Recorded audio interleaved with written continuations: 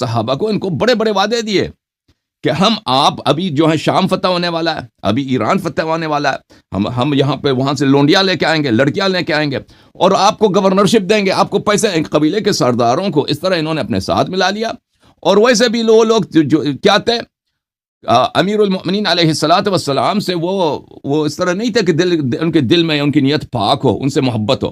تو اس لیے جو ہے صحابہ نے ساتھ چھوڑ دیا، اکثر صحابہ نے ساتھ چھوڑ دیا امیر المؤمنین علیہ السلام کا.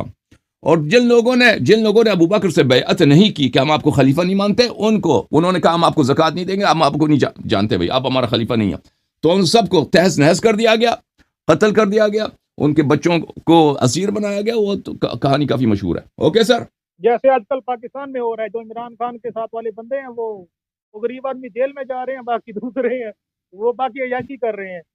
جی سر، اللہ آپ کا بھلا کرے. میرا تھینک یو کوشچن سر. ایک اور ہے تھوڑا